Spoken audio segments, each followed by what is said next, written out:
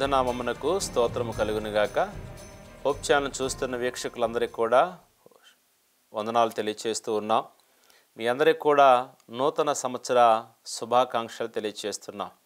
ఈరోజు మనము నూతన సంవత్సర వాక్య భాగంలోకి వెళ్ళక మునుపు చిన్న ప్రార్థన చేసుకొని వాక్య భాగంలోకి వెళ్దాం. ప్రార్థన.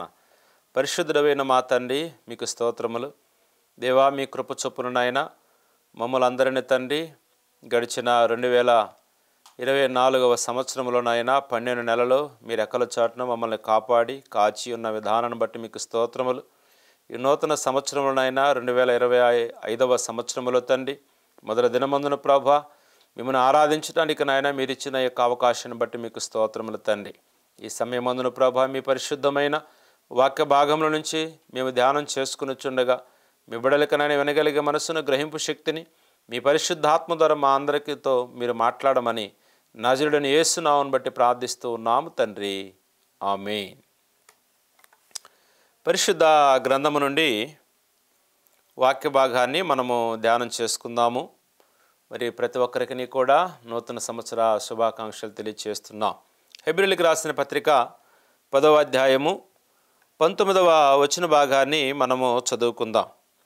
సహోదరులారా, యేసు మన కొరకు ప్రతిష్ఠించిన మార్గమున అనగా నూతనమైనదియు జీవము గలదియు ఆయన శరీరము అను తెర ద్వారా ఏర్పరచబడినదైన మార్గమున. దేవుని యొక్క వాక్యాన్ని మనం జ్ఞాపకం చేసుకున్నప్పుడు, సహోదరులారా, యేసు మన కొరకు ప్రతిష్ఠించిన మార్గము నూతనమైనది, జీవము కలిగినది. ఈ నూతన సంవత్సరంలో దేవుడు నీతో అందరితో మనతో మాట్లాడుతూ ఉన్నాడు. అనగా యేసు మన కొరకు ప్రతిష్ఠించిన మార్గమే నూతనమైనది, అది జీవమైనదని బైబిల్ మనకు చెప్తుంది. సంవత్సరాలు ఇప్పటికి 2024 సంవత్సరాలు గడిచిపోయి ఉన్నాయి. 2025వ సంవత్సరం కూడా వచ్చి ఉన్నది. ఈ సంవత్సరాలు గడిచిపోయే కొలది నూతనమైనది ఏదీ లేదు. కానీ దేవుడు నీ కొరకు ఏదైతే ప్రతిష్ఠించి నీ కొరకు సిద్ధపరిచి ఉన్నాడో ఆ మార్గమే నూతనమైనది, అది జీవమైనదని దేవుడు చెప్తున్నాడు. ఏర్పరచబడిన మార్గం గుండా నీవు వెళితేనే నీ జీవితము నూతనంగా మారుతుంది. నీ కొరకు దేవుడు ఒక మార్గాన్ని ఏర్పాటు చేస్తున్నాడు. ఆ మార్గం గుండా వెళితేనే నీ జీవితము నూతనపరచబడుతుంది, క్రొత్తదవుతుంది. దేవుడు నీ కొరకు ఏర్పరచబడినటువంటి మార్గాన కాకుండా నీ సొంత మార్గాన్ని వెళుచున్నట్లయితే నీ జీవితము నూతనపరచబడదు. అందుకని మనము కలిగి ఉండవలసిన నూతనమైనది ఏంటి? మనం ఏ రీతిగా నూతనమైనది ఉండాలి? మొట్టమొదటిగా తీతు 3వ అధ్యాయం 5వ చదువుకున్నట్లయితే నూతన స్వభావము కలిగి ఉండాలి. నూతన సంవత్సరంలో నూతనమైనటువంటి స్వభావం మనం కలిగి ఉండాలి. స్వభావం అంటే పాత స్వభావం వల్ల తమలో ఉండే తప్పులు, పాపాలు, చెడు అలవాట్లు, చెడు కోరికల విషయంలో విశ్వాసులు పరిష్కారం చేసుకోగలగాలి. ఏదైతే నూతన స్వభావం రావాలంటే ఉన్న పాతదాన్ని తీసివేసుకోవాలి. ఆలోచన విధానము, ఉండే తప్పులు, పాపాలు, చెడు అలవాట్లు, వీటన్నిటిని తీసివేసుకున్నట్లయితే నీలో నూతనమైనటువంటి స్వభావం వస్తుంది. క్రొత్తదనేది బయట నుంచి ఎక్కడి నుంచో రాదు. కానీ నీ మనస్సు మారితేనే, నీ ఆలోచన మారితేనే, నీ నడవడిక మారితేనే అక్కడి నుంచే నూతనమైనది బయటికి రావాలి. కానీ ఇంకొక చోట నుంచి నూతనమైనది ఏదీ కూడా లేదు.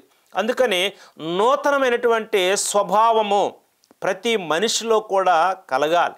స్వభావాన్ని మార్చుకోవాలి, ఆలోచన ధోరణిని మార్చుకోవాలి, నువ్వు చేసే క్రియలన్నీ కూడా మార్చుకోవాలి. ఎప్పుడైతే నీ స్వభావాన్ని మార్చుకోగలవో నీ అంతరంగంలో ఉన్నటువంటి పురుషుడు దినదినముగా నూతన పరచబడతాడు.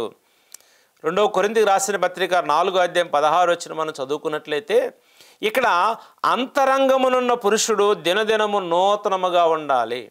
బయట కనిపించే స్వభావం ఒకటి, లోపల హృదయ అంతరంగములో ఉన్నది ఒకటి. కాబట్టి ఈ బయటకు కనబడే స్వభావము, బయటకు కనబడే శరీరము కృషించిపోతున్నప్పటికీ కూడా అంతరంగములో పురుషుడు మాత్రం దినదినము నూతన పరచబడాలి. నీ ఆలోచనలు, నీ ఊహ, నీ పడక, నీ నడక ప్రతిదీ కూడా నూతన పరచబడాలి. ఈ అంతరంగంలో ఉన్నటువంటి పురుషుడు దినదినము కూడా నూతనమైన తలంపులు నీకు రావాలంటే, క్రొత్త ఆలోచన నీలో మొదలవ్వాలంటే, క్రొత్త విషయాలు నీలో మొలకెత్తాలంటే నీవు ఖచ్చితంగా పరిశుద్ధాత్మ దేవుని యొక్క సహాయాన్ని పొందుకోవాలి. పరిశుద్ధాత్మ దేవుని యొక్క సహాయం నువ్వు పొందుకోకుండా నీలో నూతనమైనది ఏది కూడా రాదు. నీ అంతరంగముల నుంచి నూతనమైనది బయటకు రావాలంటే పరిశుద్ధాత్మ దేవుడే నీ ఆలోచన విధానాన్ని మార్చగలడు. అందుకని ఇక్కడ నూతన స్వభావము కలిగి ఉండి దినదినము కూడా అంతరంగమున ఉన్నటువంటి పురుషుడు నూతనపరచబడాలి. ఎప్పుడైతే అలాగ ఉంటావో నూతనమైన హృదయము నీవు కలిగి ఉంటావు. హృదయము అన్నిటికంటే చాలా ప్రాముఖ్యమైంది. కాబట్టి ఈ హృదయ శుద్ధి కలిగి ఉంటేనే దేవుని నువ్వు చూస్తావు. కాబట్టి ఈ హృదయంలో నూతనమైన ఆలోచన లేకుండా ఎన్ని సంవత్సరాలు గడిచినా ఎలాంటి ప్రయోజనము ఉండదు. అందుకని నీ స్వభావం మార్చుకోవాలి, నీ విధానమును మార్చుకోవాలంటే యేసు ప్రభువారు చెప్తున్నారు, నీ కొరకు ప్రతిష్ఠించబడిన సహోదరులారా, యేసు మన కొరకు ప్రతిష్ఠించిన మార్గము నూతనమైనది, జీవమైనది. నీ కొరకు ఒక మార్గాన్ని దేవుడు ఏర్పాటు చేశాడు. నీవు మంచిగా బ్రతకడానికి, జీవించడానికి, నీవు నీ కుటుంబంతో సంతోషముగా ఉండటానికి, నీవు నీ చదువుల్లో ఉన్నత చదువును కలిగి ఉండటానికి, నీ ఉద్యోగం సంపాదించుకోవడానికి, నీ ఉద్యోగ రీతిలో రాణించడానికి, దేవుడు నీ భవిష్యత్తు విధానముల మేలు కలుగు చేయటానికి ఆయన ద్వారా నూతనమైనది ఒకటి దేవుడు నీ కొరకు ప్రతిష్ఠించి ఉన్నాడు. ఎప్పుడైతే దేవుడు నీ కొరకు ప్రతిష్ఠించిన మార్గము ఒకటి ఉంది, ఆ మార్గాన నువ్వు వెళ్ళాలి. యేసు అంటున్నాడు, నేనే మార్గమును, నేనే జీవమును, నా ద్వారా తప్ప ఎవడను తండ్రి యొద్దకి వెళ్ళడు. అంటే దేవుడు ఈ భూమి మీదకి వచ్చిన తర్వాత నీకొక మార్గాన్ని దేవుడు ప్రతిష్ఠించాడు. నీ కొరకే, మానవుల యొక్క కొరకే దేవుడు ఒక మార్గమును ప్రతిష్ఠించి ఉన్నాడు. ఆ మార్గాన్ని నువ్వు కనుగొనాలి. ఆ ఆలోచన విధానాన్ని బట్టి నువ్వు నడవాలి. ఎప్పుడైతే ఆ మార్గాన్ని కనుగొంటావో నీవు కలిగి ఉండవలసిన నూతనమైనది ఏంటంటే నీ స్వభావం నూతనమైనదిగా చేసుకోవాలి. నీ అంతరంగ పురుషుడు దినదినము నూతనముగా ఉండాలి.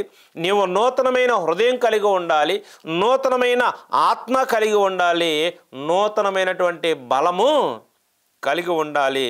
అందుకని ఇవన్నీ కావాలంటే నీవు యేసు ప్రభు నీకు సిద్ధపరిచినటువంటి ఆ మార్గాన నువ్వు వెళ్ళాలి, నువ్వు తెలుసుకోవాలి. నూతనమైనది రావాలంటే ఈ నూతన సంవత్సరంలో నీకు దేవుడు కలుగు చేయాలంటే ఆయన ఆలోచన ప్రకారం నువ్వు నడవాలి. అందుకని నీవు నూతనమైనవి నీకుంటే లాభాలు ఏంటివి? నీవు చాలా చక్కగా నూతనమైన ఆలోచనలు ఉన్నట్లయితే నీవు అలయక పరిగెత్తుతావు. నూతనమైన ఆలోచన నీకుంటే అలయక పరిగెత్తుతావంట. క్రొత్త ఆలోచన నీలో మొదలైతే, క్రొత్త ఉద్యమం నీలో మొదలైతే, క్రొత్త ఆశలు నీలో మొదలైనప్పుడు నువ్వు పరిగెత్తుతావు. అందుకని దైవికమైన విధానంలో నూతన పరచబడినట్లయితే దేవుని యొక్క ఆశీర్వాదం నీకు ఉంటుంది. దైవికమైన విధానంలో ఎప్పుడైతే నువ్వు జీవిస్తావో అప్పుడు నీవు నూతన పరచబడతావని పరిశుద్ధుడైన దేవుని యొక్క మాటలు మనకి ఇక్కడ తెలియచేస్తున్నాయి. అందుకని నీవు రూపాంతరం పొందాలి. నువ్వు లాభాలు రోమీలకు రాసిన పత్రిక 12వ అధ్యాయము 2వ వచనం మనం జ్ఞాపకం చేసుకున్నట్లయితే అక్కడ దేవుడు మనకి ఒక మాట మాట్లాడుతూ ఉన్నాడు. మీరు ఈ లోక మర్యాదను అనుసరింపక ఉత్తమమును అనుకూలమును సంపూర్ణమైన దేవుని చిత్తమేదో పరీక్షించి తెలుసుకున్నట్లు మీ మనస్సు మారి నూతన మగుట వలన రూపాంతరము పొందండి. రూపాంతరం చెందాలి. నీవు రూపాంతరం చెందాలంటే నీ పాత స్వభావాన్ని తీసివేసుకోవాలి. అందుకని అంటున్నాడు, మీరు ఈ లోక మర్యాదను అనుసరించకుండా. లోకంలో రకరకాల మర్యాదలు ఉన్నాయి. ఒక మనుషులు వెళ్ళినప్పుడు వాళ్ళు మర్యాద చొప్పున మద్యం ఇస్తారు, వాళ్ళ మర్యాద చొప్పున నీకు కావలసిన భోజనం ఏర్పాటు చేస్తారు, వాళ్ళ మర్యాద చొప్పున సుఖానికి సంబంధించిన వాటిని అలవాటు చేస్తారు, వాళ్ళు మర్యాద చొప్పున అనేకమైనటువంటి తప్పు మార్గములకు నడిపిస్తారు. అందుకని ఈ లోక మర్యాదను అనుసరించవద్దు. అది మర్యాద, గౌరవాన్ని ఇచ్చిపుచ్చుకోవాలి. కానీ లోకంలో రకరకాల మర్యాదలు ఉన్నాయి. జనాంగానికి ఒక మర్యాద ఉంది, జాతులకు ఒక మర్యాద ఉంది. కాబట్టి వాళ్ళ ఆలోచన ప్రకారం వెళితే నీ మనస్సు భ్రష్టు పట్టిపోతుంది. అందుకని దేవుడు అన్నాడు, ఈ లోక మర్యాదను నీవు అనుసరించకుండా ఉత్తమమును అనుకూలమైన సంపూర్ణమైన దేవుని చిత్తమేదో పరీక్షించి, దేవుని చిత్తం కావాలి. అదే మనకి హెబ్రీ పత్రికలో చెప్తున్నాడు, సహోదరులారా, యేసు మన కొరకు ప్రతిష్ఠించిన మార్గము నూతనమైంది. ఈ నూతనమైన దాన్ని నువ్వు తెలుసుకోవాలంటే దేవునికి నువ్వు ప్రార్థన చేయాలి. దేవుని చిత్తమైంది ఏదో పరీక్షించి తెలుసుకున్నట్లు మీ మనస్సు మారి నూతన పరుచుట వలన రూపాంతరం పొందుతారు. మనిషి రూపాంతరం పొందకపోతే యేసు యొక్క విధానముల విలువ లేదు. నువ్వు ఎప్పట్లాగానే ఉన్నట్లయితే, సంవత్సరాలు మారినా అలానే జీవిస్తున్నట్లయితే నీకు ఎలాంటి ప్రయోజనము కూడా లేదు. అందును బట్టి నువ్వేం చేయాలంట, నువ్వు ఎప్పుడైతే ఈ రీతిగా ఉంటావో దేవుడు నిన్ను రక్షిస్తాడు. నువ్వు రూపాంతరం ఎప్పుడైతే పొందుతావో, నీ మనస్సు నీ ఆలోచన విధానమును రూపాంతరం ఎప్పుడైతే పొందుతావో దేవుడు నిన్ను రక్షిస్తాడు. అందుకని ప్రభువు నుండి వచ్చేవి ఏంటంట, దేవుడు చెప్తున్నాడు, ఇదిగో నేను సమస్తమును కూడా నూతనము చేయుచున్నాను. ప్రకటన గ్రంథము 21వ అధ్యాయము 5వ వచనం మనం జ్ఞాపకం చేసుకున్నట్లయితే దేవుడు అక్కడ మాట్లాడుచూ ఉన్నాడు. అప్పుడు సింహాసీనుడైనవాడు, ఇదిగో సమస్తమును నూతనమైనవిగా చేయుచున్నానని చెప్పెను. మరియు ఈ మాటలు నమ్మకమును నిజమునైనవి గనుక వ్రాయమని ఆయన నాతో చెప్పుచున్నాడు. ఆయన చెప్తున్నాడు, ఇదిగో సమస్తమును నేను నూతనంగా చేస్తున్నాను. ఆకాశమును భూమిని, ఇక్కడ సమస్తమును కూడా క్రొత్త ఆకాశం క్రొత్త భూమిని చేయబోతున్నాడు దేవుడు. సమస్తమును నూతనమైనగా చేస్తున్నప్పుడు పాత స్వభావం నీలో ఉంటే ఈ నూతనమైన రాజ్యములో ఎలా నువ్వు చేరగలుగుతావు? అందుకనే నీ పాత స్వభావాన్ని తీసివేసుకోవాలి. నీ ఆలోచన ధోరణిని ఈ 2025వ సంవత్సరంలో నీవు మార్చుకోవాలి.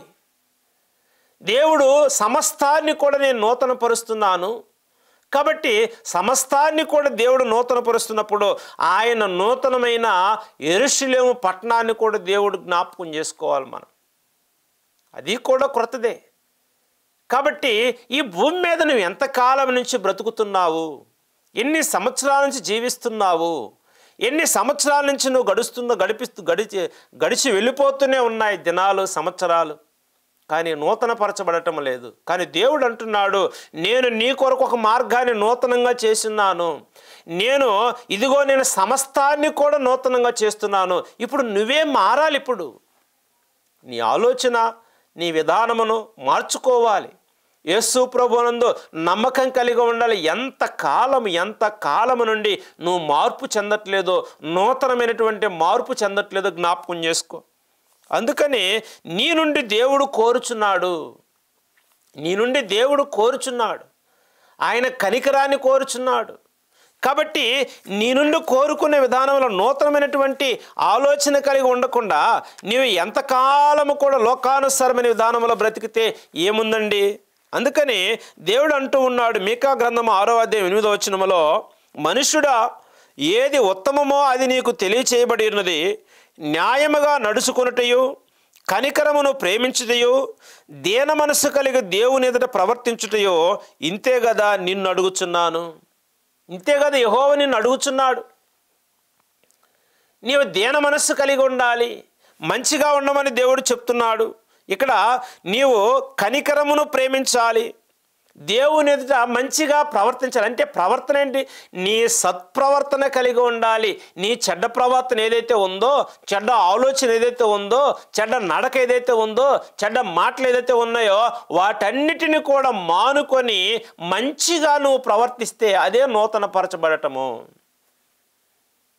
పుట్టిన దగ్గర నుంచి ఒకటే మాట, ఒకటే భాష, ఒకటే విధానం. ఇదే ఇప్పటి వరకు కూడా 2025వ సంవత్సరం వచ్చినప్పటికీ కూడా ఇదే ధోరణిలో కలిగి ఉన్నట్లయితే ఎక్కడ నువ్వు మారుతున్నావు? దేవుడు అడుగుచున్నాడు, మనుషుడా నేను ఏమడుగుతున్నాను నిన్ను, నువ్వు కనికరమ కళ్ళతో చూసినప్పుడు మనుషుల మీద జాలి, దయ, కనికరమ కలిగి ఉండాలి. ఏది ఉత్తమమో, ఏది మంచిదో, ఏది చెడ్డదో నీకు దేవుడు తెలియచెప్తూ ఉన్నాడు. ఇది మంచా, ఇది చెడా, ఈ మాట అనొచ్చా, అనకూడదా, ఈ పని చేయొచ్చా, చేయకూడదా, అన్నీ నీకు తెలియపరచబడిన తర్వాత నువ్వు మరలా మంచిని కాక చెడునే చేస్తున్నావంటే, నువ్వు మంచిని అవలంబించకుండా చెడు యొక్క ఆలోచన విధానంలో ఉన్నావంటే ఏం చేయాలి దేవుడు? అందుకని న్యాయముగా నువ్వు నడుచుకో. మనుషులతో నీకు సంబంధం లేదు, మనుషుల యొక్క విధానంతో నీకు సంబంధం లేదు, మనుషుల యొక్క ఆలోచనతో నీకు సంబంధం లేదు. దేవుడు నిన్ను అడుగుతున్నాడు, యెహోవా నిన్ను అడుగుతున్నాడు, నీవు న్యాయముగా నడుచుకోవాలి. కనికరమును ప్రేమించుటయో దేన మనస్సు కలిగి నీ దేవుని ఎదుట ప్రవర్తించాలి. దేన మనస్సు, విధేయత, దేవునికి లోబడే తత్వం, నమ్మకత్వం. కాబట్టి ఈ దేన మనస్సు అంటే దేవుడు ఏదైతే చెప్తాడో అదే చేస్తారు విశ్వాసులు. అంటే దేవుడు చెప్పింది చేయకుండా నీ సొంత ఇష్ట ప్రకారం, నీ సొంత ఆలోచన ప్రకారం చేస్తున్నావంటే ఎక్కడ దేవుని ఎదుట సరిగా నువ్వు ప్రవర్తిస్తున్నావు? నీ ప్రవర్తనలో మార్పు రావాలని దేవుడు అడుగుచూ ఉన్నాడు. నీ విధానంలో మార్పు రావాలని దేవుడు అడుగుచున్నాడు. అందుకని ప్రతిరోజు కూడా నువ్వు దేవునికి ప్రార్థన చేయాలి. దేవా, నీ పరిశుద్ధాత్మ చేత నన్ను నింపి నన్ను నూతన పరచు ప్రభువా. నేను నూతన పరిచేది, నీ ఆలోచనలు మార్చేది, నీ ఊహను మార్చేది, నీ స్థితిని తెలియచేసేది పరిశుద్ధాత్మ దేవుడు. కాబట్టి ఈ 2025 సంవత్సరంలో ప్రభువా, పరిశుద్ధాత్మ దేవా నన్ను నూతన పరుచుము తండ్రి అని దేవునికి నువ్వు ప్రార్థన చేయాలి. కాబట్టి దేవుని యొక్క విధానంలో నూతన సంవత్సరంలో అన్నీ మారుతున్నాయి. నూతన సంవత్సరంలో అన్నీ మారిపోతున్నాయి. కానీ మనిషిగా ఉన్న నీ జీవన సంబంధమైన నీ స్వభావం మారట్లేదు. నీ శరీరం మీద ఉన్న బట్టలు మారిపోతున్నాయి. 2024 సంవత్సరంలో వేసుకున్న బట్టలు ఇప్పుడు వేసుకోవట్లేదు. 2025 సంవత్సరంలో నూతన బట్టలు, నూతన వస్త్రాలు వేసుకుంటున్నావు, నూతన వస్త్రాలు ధరిస్తున్నావు. 2025 సంవత్సరంలో నీ ఇల్లంతా కూడా మారిపోతుంది. 2025 సంవత్సరంలో నీ చర్చి కూడా డెకరేషన్ డిజైన్లు మారిపోతున్నాయి. 2025 సంవత్సరంలో నీ బిడ్డల యొక్క ఆ విధానంలో కూడా మార్పు వస్తుంది. కానీ నీ అంతరంగంలో ఎందుకు మార్పు లేకుండా పోతుంది? నీ ఆలోచన విధానంలో ఎందుకు మార్పు లేకపోతుంది? అందుకని నీ హృదయము మారటం లేదు. అంటే నీ హృదయం మారాలంటే ప్రేమ, దయ, జాలి ఇవి గుణాలు కలిగి ఉంటే క్రీస్తు నీ హృదయంలో దాచుకోవాలి. యేసు ప్రభువా నీ హృదయంలో దాచుకోవాలి. ఎప్పుడు కూడా నీ జీవితాన్ని మార్చుకోవడానికి ప్రయత్నం చేయాలి, కానీ పాత జీవితానికి మెరుగులు దిద్దకూడదు. పాత జీవితానికి ఎప్పుడు కూడా మార్పులు చేయటం లేదా దానికి మెరుగులు దిద్దటం చేస్తే ఎలా నీ మారుతుంది? ఆ రోజు వరకే, లేకపోతే ఆ దినం వరకే, లేకపోతే ఆ నెల వరకే నువ్వు ఒక నిర్ణయం తీసుకుంటున్నావు. 2024 సంవత్సరంలో తీసుకున్న నిర్ణయాన్ని 2024 సంవత్సరంలో ఇదిగో ప్రభువా నేను ఇలా ఉంటాను తండ్రి, ఇలాగ జీవిస్తాను ప్రభువా అని దేవుని ద్వారా తీర్మానం చేసుకున్నావు. అది అన్నీ కూడా నువ్వు అవలంబించున్నావా? మరి నూతన సంవత్సరం 25 సంవత్సరం వచ్చింది, మరలా ఇంకొక తీర్మానం తీసుకోబోతున్నావు. ఇవి ఎప్పుడు అవలంబిస్తావు? వాటిని వదిలేస్తున్నావు. మరలా నూతన సంవత్సరం వచ్చింది, మరలా క్రొత్త నిర్ణయాలు, క్రొత్త ఆలోచనలు, క్రొత్త వాక్యము, క్రొత్త తీర్మానాలు ఎప్పుడు తీసుకుంటావు? వాటిని అనుసరించకపోయినప్పుడు. కాబట్టి సంవత్సరాలు జరిగే కొద్ది అన్నీ మారిపోతున్నాయి, అన్నీ మోడిఫై చేసుకుంటున్నావు, కానీ నీ హృదయాన్ని ఒక్కటే మార్చుకోవట్లేదు. అందుకని పాత జీవితానికి మార్పులు చేయడం లేదు, దానికి మెరుగులు దిద్దడం కాదు, కానీ నీ స్వభావం పూర్తిగా మార్చుకోవాలి. ఇక్కడ స్వార్థం పూర్తిగా నశించాలి, సరికొత్త జీవితం ప్రారంభం కావాలి. ఈ ప్రవర్తన పరిశుద్ధాత్మ పనిచేయటం ద్వారా మాత్రమే జరుగుతుంది. యుగ యుగాల ఆకాంక్ష పేజీ నెంబరు 168 పేజీలో దేవుడు చెప్తున్నాడు, పరిశుద్ధాత్మ దేవునికి నీవు ప్రార్థన చేయటం ద్వారానే నీకు నూతన స్వభావం వస్తుంది తప్ప ఇంక ఎక్కడా కూడా నీకు రాదు. అన్నీ మారిపోతున్నాయి, నీ విధానం అన్నీ మారిపోతుంది. కాబట్టి నువ్వు చేసుకున్న డిజైన్ ఇది అన్నీ కూడా మారిపోతున్నాయి. కానీ ఒక మారంది నీ హృదయమే. ఆ హృదయానికి మెరుగులు దిద్దుకుంటూ ఉన్నావు. ఏ రోజుకు ఆ రోజు మెరుగులు దిద్దుకుంటున్నావు. ఎంతవరకు ఉంటుంది నువ్వు తిరిగిన మెరుగులు? ఎంతవరకే దాన్ని దాచిపెట్టుకుంటా, ఎంతవరకు దిద్దినటువంటి మెరుగులను కాపాడుకుంటా ఏదో ఒకరోజు బట్టబయలైపోతుంది, ఏదో ఒకరోజు బయటపడిపోతుంది, ఏదో ఒకరోజు బాంబులాగా పేలిపోతుంది. అప్పుడు నీ హృదయంలో ఉన్న పాత స్వభావం అంతా కూడా బయటపడిపోతుంది. మెరుగులు దిద్దుకోక ఈ నూతన సంవత్సరంలో నీ జీవితాన్ని మార్చుకొని స్వభావాన్ని మార్చుకోవాలి. యేసు ప్రభువారి దగ్గర నీ స్వభావాన్ని మార్చుకోవడానికి ఎన్ని సంవత్సరాలు పడుతుందో నువ్వు జ్ఞాపకం చేసుకోవాలి. ఎందుకంటే పరిశుద్ధ గ్రంథంలో నికోదేమున్నాడు. నికోదేము అని అన్ని విషయంలో శాస్త్ర ప్రావీణ్యత అంటే ధర్మశాస్త్ర గ్రంథములు అన్నీ కూడా తెలుసు, చదువుకొనుచు ఉన్నాడు, బోధిస్తూ ఉన్నాడు. కానీ నిత్య జీవాని దగ్గరకు వచ్చేసరికి ఆయనకి ఏమీ కూడా అర్థం కాలేదు. నిత్య జీవానికి అర్థం కాలేదు. మరి యేసు ప్రభు దగ్గరికి రావటానికి, నిత్య జీవం పొందుకోవడానికి 3 సంవత్సరాలు పట్టింది నికోదేముకి. 3 సంవత్సరాలకు యేసు ప్రభు దగ్గరికి వచ్చి, అయ్యా నిత్య జీవం నాకు కావాలి, నేను పొందుకోవాలి, నాకు నిత్య జీవం కావాలి, నేను చదువుతున్న ఈ విధానంలో నాకు ఆ నిత్య జీవానికి వెళ్ళే మార్గం నాకు కనబట్టలేదు, కాబట్టి అది నాకు కావాలని చెప్తే దేవుడు చెప్తున్నాడు ఆయనకు నిత్య జీవాన్ని ప్రసాదించడానికి నూతనముగా క్రొత్తగా జన్మించాలి. క్రొత్త జన్మే నూతన స్వభావాన్ని పరలోక రాజ్యాన్ని తీసుకెళ్తుంది. కాబట్టి ఇంకా నీ స్వభావం మారలేదేమో.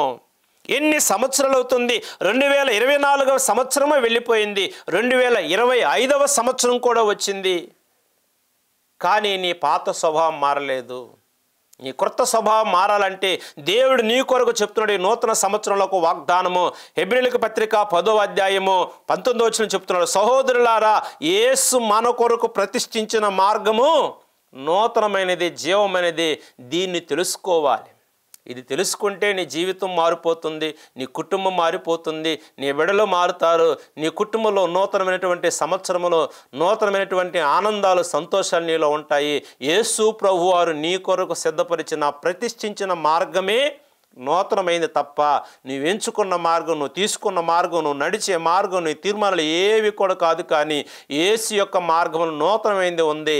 అందును బట్టి ఆ మార్గములో నీవు నడవాలి, ఆ మార్గమును నువ్వు జీవించాలి. నీ కొరకు ప్రాణం పెట్టిన యేసయ్య మార్గమును నువ్వు వెంబడించాలని ఈ నూతన సంవత్సరంలో నూతన వాగ్దానము ద్వారా దేవుడు నీకు బయలుపరిచినాడు. కాబట్టి ఆయన యొక్క వాక్యమును, ఆయన జీవితాన్ని అనుసరించి దేవునికి నమ్మకమైన సాక్షులుగా బిడ్డలుగా ఉండాలని దేవుడు తెలియచేస్తూ ఉన్నాడు. దేవుడి మాటలు దీవించి ఆశీర్వదించబడును గాక. ఆమేన్.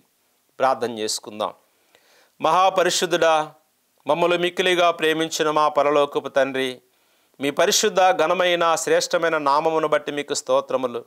మీ కృప చొప్పున ప్రభువా 2024 సంవత్సరాలు గతించిపోయినాయి.